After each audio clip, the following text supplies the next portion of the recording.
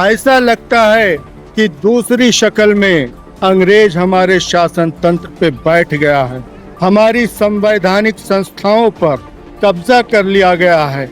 आज देखा जाता है कि हमारी देश की सीमा पर जब हमारा सिपाही हमारे शत्रु देश को रौंदने वाला होता है तो कहीं से सुपर पावर की आवाज आती है। उसकी आवाज सुनकर हमारे देश का अगुआ बैठ जाता है चुपचाप, हमारे सिपाहियों को रोक देता है कि जंग मत करो।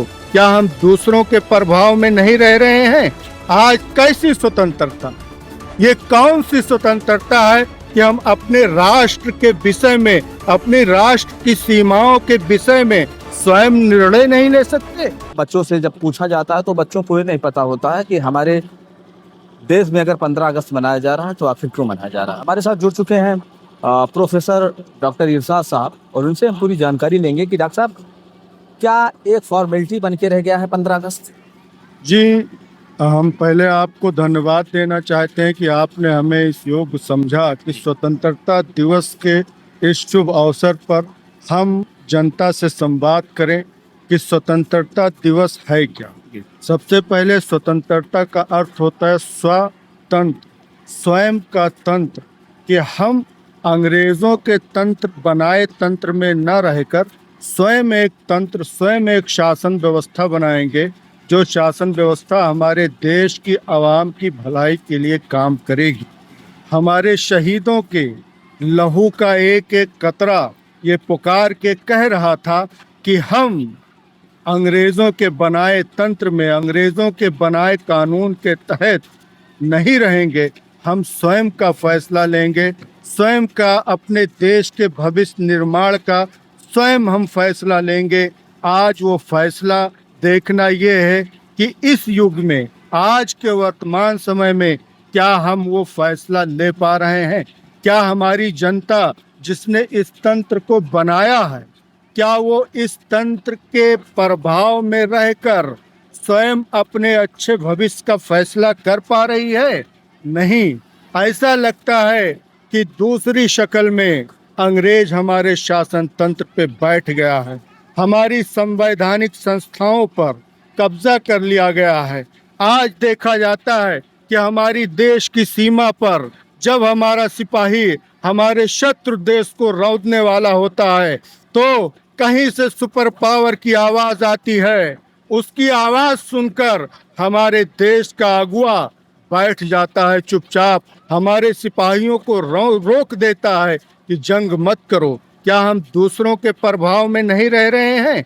आज कैसी स्वतंत्रता, ये कौन सी स्वतंत्रता है कि हम अपने राष्ट्र के विषय में, अपने राष्ट्र की सीमाओं के विषय में स्वयं निर्णय नहीं ले सकते? कोई पावर हमारे निर्णय को प्रभावित करेगा? ये कैसी स्वतंत्रता है कि आज ग्रामीण क्षेत्रों में स्वास्थ्य व्यवस्था देखी जाए तो हमारा बच्चा, हमारा नवजन्मा बच्चा, जिसकी भारत सरकार, हमारा शासन तंत्र ये रिस्पॉन्सिबिलिटी लेता है कि उसके स्वास्थ्य की सुरक्षा करेगा। जी लेकिन जी, बिल्कुल। वास्तविकता ये है कि हॉस्पिटल में अगर डिलीवरी के समय बच्चे को कोई दिक्कत आ जाए तो इसको यहाँ से 60-70 किलोमीटर दूर रेफर किया जाता है। क्या हम अपने बच्चे के स्वास्थ्य के बारे में निर्णय नहीं ले सकते? शिक्षा व्यवस्था, आज परिषदीय विद्यालयों का मर्जर किया जा रहा है। क्या हमारे बच्चों को शिक्षा का अधिकार नहीं है कि वो शिक्षा पा सकें? उनके विद्यालयों को खत्म किया जा रहा है, उनके घर से विद्यालयों की दूरियां बढ़ाई जा रही हैं कि ये पैदल जाकर शिक्षा न अर्जित कर सके।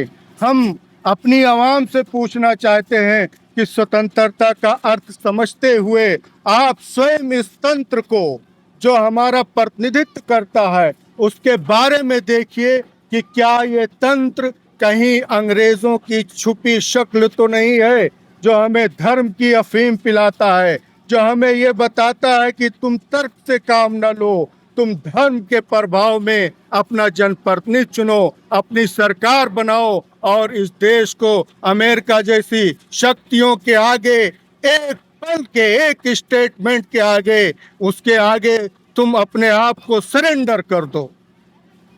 स्वतंत्रता का मतलब है कि हम अपने बच्चों के भविष्य का निर्माण करें, अच्छी शिक्षा हो, अच्छा स्वास्थ्य हो, अच्छी कानून व्यवस्था हो। आज तो हद हो गई कि हमारे पुलिस अधीक्षक महोदय के कार्यालय के पास ही एक विकलांग युवती को किडनैप करके उसका रेप कर दिया बिल्कुल, जाता है। बिल्कुल, बिल्कुल। ये कैसी स्वतंत्रता है? बिल्कुल हम कानून व्यवस्था के बारे में भी स्वतंत्रता मांगते हैं।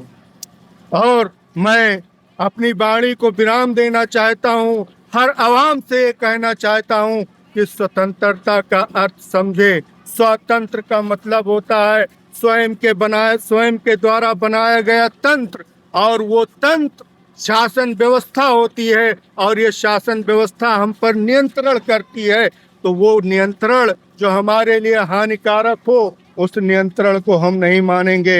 हम उस नियंत्रण को मानेंगे जो हमारे राष्ट्र के लिए लाभदायक हो, हमारी जनता के लिए लाभदायक हो। बहुत बहुत धन्यवाद। तो हमारे साथ ये डॉक्टर इरशाद, और आपने देखा और उन्होंने कहा कि किस तरह से हमारे देश में जो कानून व्यवस्था है, चाहे लॉ एंड ऑर्डर हो, अभी इन्होंने कहा, अभी बहुत अच्छी बात कही है कि बलरामपुर एसपी ऑफिस के जस्ट थोड़ी दूरी पर एक युवती के साथ बलात्कार हो जाता है। तो ये कुल मिलाकर यही बात है कि स्वतंत्रता कहीं ना कहीं लोगों की डैमेज हो रही है, और सरकार को नहीं, हम सबको इस पर ध्यान देने की ज़रूरत है।